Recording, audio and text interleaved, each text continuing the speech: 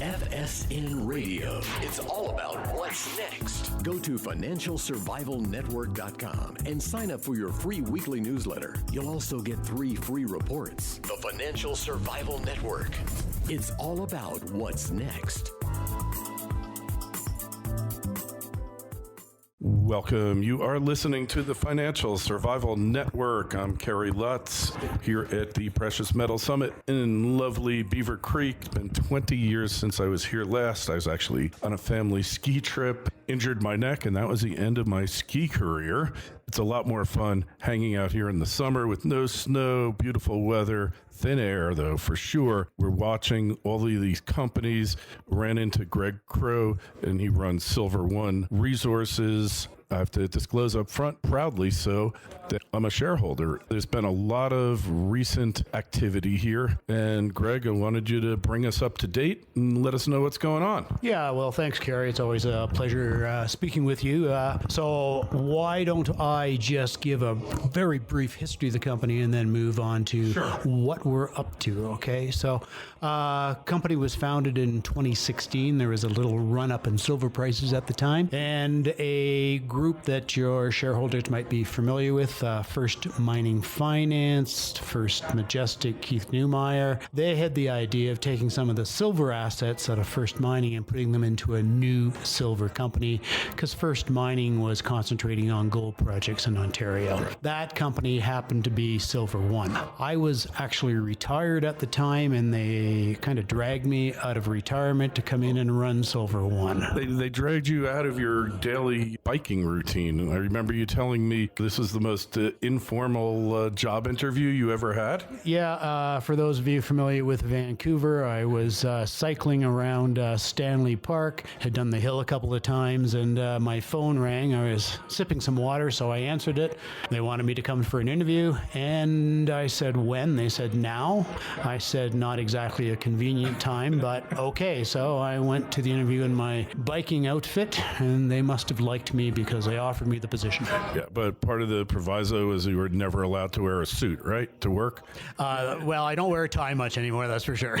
Me neither, I have to tell you. Hey, before I forget, just go over to silver1.com and check out the site. A lot of great info there. As always, these junior miners are so transparent on their websites.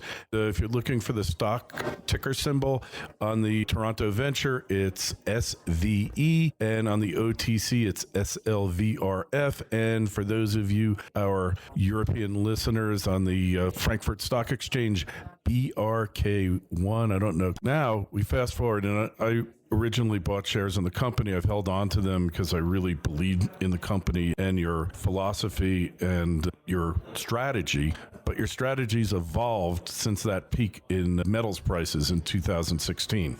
Yes, and as time progressed, the prognosis for silver and gold changed somewhat. As opposed to marching northwards towards $200 per ounce silver, it took the opposite direction. Decided that the silver assets in Mexico that were put in by First Mining Finance, making them a very significant shareholder, by the way, weren't quite developed enough. So we went and approached some friends of ours at Silver Standard. They were just rebranding their company, and they were selling off their old silver assets and focusing on gold. And I walked through the door when they were doing that. We targeted the old past producing Candelaria silver mine in Nevada, and we entered into an agreement with SSR. 3-year option agreement, 4 payments, each payment US $1 million in Silver One shares.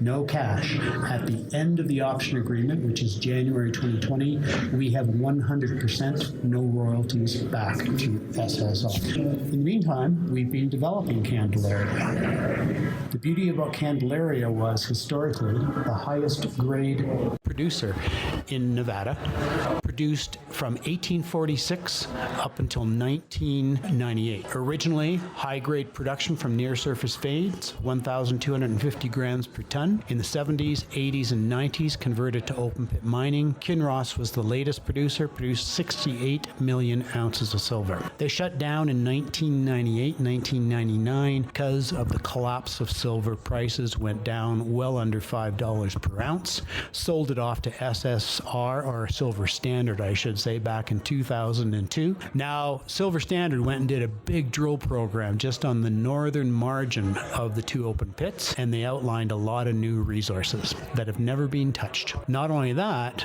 they also outlined the fact that in the old heaps, which were shut down due to low silver prices, there was still 50 million ounces of silver at an average grade of around 40 grams per ton silver. That's just sitting on surface. That's like a big Easter egg there, because we aren't talking about ounces in the ground anymore. We're talking about ounces above the ground. So then it becomes an issue of recovery techniques to recover silver at the lowest price possible per ounce.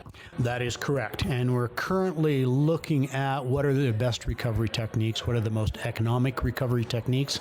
We're looking at, originally we did 2 different studies. We're doing 2 additional studies. That's going to take another few months, but we hope to have the best potential economic recovery of silver outlined from the heaps moving forward in a few months' time. But in the meantime, what we really like is the true upside of Candelaria. When Silver Standard did the drilling, they drilled down dip, and they outlined intervals such as 670 grams per ton over 14 meters outside the old resource area. And that is a high-grade zone that's never been drilled off. Also along strike outside the area of the 2 pits, there's multiple old historic workings that run for a couple of kilometers. We currently have signed a drill contract. We're going to do 2 things. We're going to test the down dip high grade, and we're going to be drilling just outside the pits to bring the old historic resource to current. We're also going to be doing a big geophysical survey, and we just increased our land position at Candelaria. So very active at Candelaria. Yeah. Hey, so as far as the tailings heaps, what price are you looking at for them to be economical so far? Well, so far, the first time we looked at it was the idea of milling it really fine and doing vat leach testing, but that wasn't economic. We were looking at north of $20 per ounce silver. Then we looked at this new HPGR. You can go on the Google and research that. A technique for crushing, which is being used successfully by Crowe, Newmont, etc., and that reduces costs substantially. Probably brings the capital cost down to half of what a vat leaching situation it would be. So that's going to be under $20 per ounce silver, and we're doing 2 other techniques that we're currently doing, and we're going to assess which one is the most economic and the best one moving forward, and I'll keep you posted. As if this weren't enough, you've been busy acquiring projects, and there's more. Yeah, there is more. So we're busy at Candelaria, metallurgical testing, and drilling, and geophysics this fall. Also, last year, we did a little bit of research, and we found a reference to an old area called Cherokee in eastern Nevada. It said in that reference that there had been some mining in the late 1800s in the thousands of grams per ton silver, so we thought we'd better go look at it. It's just south of an area called Pioche, and Pioche historically was a big silver, gold, base metal, copper, lead, zinc production area. So we went and we looked at it, and we found some very interesting things. For the geologists out there, good epithermal boiling point textures with copper. So we thought, are there precious metals here? So we started looking around and taking some samples, and we found, yes, there are precious metals associated with this system. So we started walking the veins. We traced them for over 12 kilometers, 9 miles along strike, and we found the area was completely open. So we staked it. There were 5 patented claims. We bought those patented claims. We now have 100% of the area. We have done some preliminary mapping, surface sampling, point to highlight the area, and the veins have never had a drill on them ever. So these are all surface select samples that we collected, but at the north end over the old Cherokee mine, we're getting values about 1,000 grams per ton silver, up to 4.8% copper, a little bit of gold. But at the south end, we're getting values up to about 1,900 grams per ton silver and 2 grams gold. And we're finding this to be a classic epithermal type system. There might be some limestone replacement deposits such as at Pioche as well, but we haven't found those yet. We're currently got a crew on site. We're doing more mapping and sampling, finding more and more veins, and we're going to do a property-wide geophysical survey this fall. And the goal is to try and outline drill targets for next spring. The thing that's really interesting is how often, particularly in this day and age, and particularly in North America, do you find a property of this caliber that is open for staking? Yeah, and that was a great part of the story, is you actually physically staked out your property. So all that old mining lingo comes into play in Nevada, which everyone believed was really pretty much done exploration-wise. You know, it had been explored every square inch, and you found a pretty significant area. Well, it hadn't been missed with a little bit of mining activity back in the late 1800s, but it was ignored and overlooked. People have to realize that what happened to Nevada, which is the silver state, they actually ended up being really more gold-focused in exploration ever since Barrick discovered their big project in the 1980s. And a lot of these silver areas have been overlooked. Yeah, that's right. 10% of the world's gold comes from Nevada, so silver has taken second place. So it sounds like pretty interesting times here. So you got these Mexican projects left. Any plans for them?